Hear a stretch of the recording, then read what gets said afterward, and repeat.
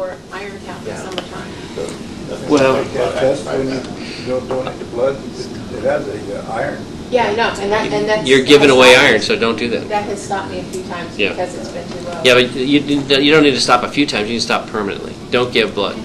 Yeah, there's other ways you should donate or help your community not giving blood. You don't have extra iron to give.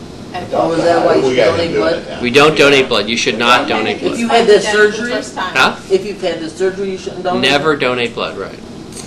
If you have the surgery, but I Do mean, not- like him, he's never, but he always donates blood. Actually, for a regular man who doesn't have an MGB or a gastric bypass, there's some research to show that higher iron levels in the blood of men increases heart attack, stroke, and death.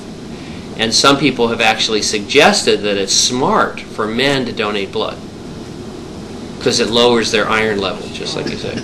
Yeah, that's He finally went the first time. Good. That's what you make him go. Yeah, that's fine. Yeah. You go on my speed. Right. So here's the deal on iron. Iron is a very unusual ion, but it's a very critical element in our blood and in our body. And so iron is interesting because if you were to eat some rust, you'd probably absorb very little of that, and most of it would come out the other end. So iron as an ion is hard to digest and absorb. And you can see that if you tried to dissolve rust in a glass of water. You could stir that for 20 years, it's not going anywhere. So iron as rust, or iron sulfate, or iron oxide, and things like that, very hard to digest and absorb. After the bypass, the area that best absorbs the poorly absorbed iron is in the upper gut, so you get worse iron absorption after gastric bypass. So in our patients, we see up to 5% of our women are iron deficient after the surgery. How are we supposed to change that? I'm coming to that. On the other hand, lots of women who don't have my surgery are iron deficient. Almost 3% of American women are iron deficient without having a gastric bypass.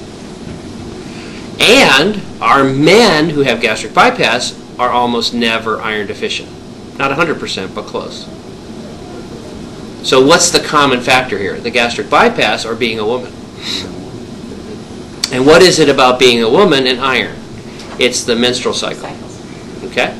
So we do see patients who get iron deficiency after our surgery. And 5% is 1 out of 20, so it's pretty common. What's the solution? Job one is to stop giving the iron away. So under no circumstances should you be donating blood. And if you're still having a monthly cycle, you've got to stop that or decrease the blood loss there. Because all of that blood is lost iron that's hard to get back. And so the first thing we send our patients who have iron deficiency is our female patients are sent to their gynecologist to discuss various options to decrease blood loss on the monthly cycle. That is the most important thing. And nothing else will work because think about this. I have a bucket in my backyard and I want to fill it up with water. That son of a gun is just murder to fill up because there's a hole in the bottom. Okay? So I'm going out there every day trying to put water in that bucket and it just won't stay because it's running out the bottom. Same thing for our female patients who are still having menstrual cycles. Gotta stop that first and plug the hole in the bucket first. Me. Right. I'm all for that. That is first. I've already done it, so that's fine. That's the first thing. Okay. Now the second thing is your doctor will probably prescribe iron tablets. And that has been the case. If you look it up, as they say, if you Google it, you're going to find this recommendation. The problem is that those iron tablets are mostly rust. And so they are very difficult to absorb. So rarely will my patients ever get their iron levels to go up by taking iron pills. Interestingly, though, there is iron in meat. And iron in meat is 10 or 20 times better absorbed.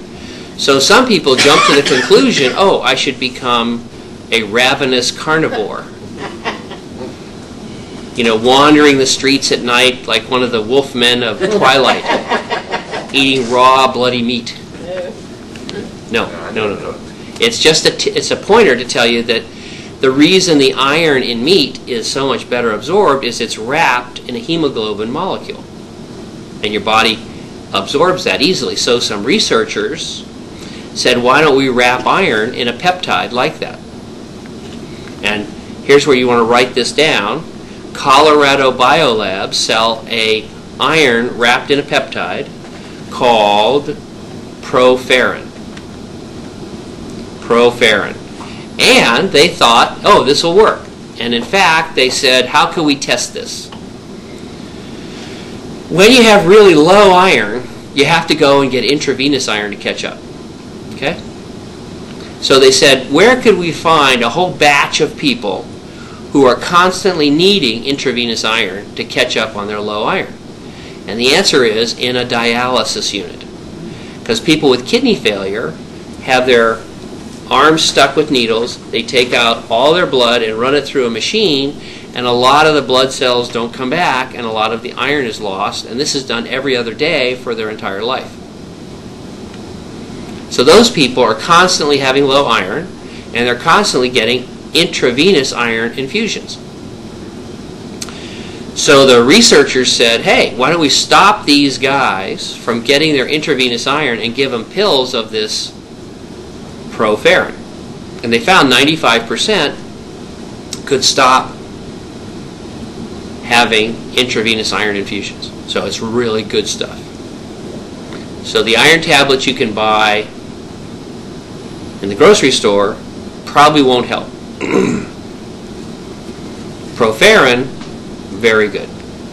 So, what to do for iron deficiency anemia? Number one, see if you're a woman or not. If you're a man, then don't worry about it, probably. And in fact, slightly low iron in men might be good. If you are a woman, see if you're having menstrual cycles. This is usually easy to determine. If you are, stop it.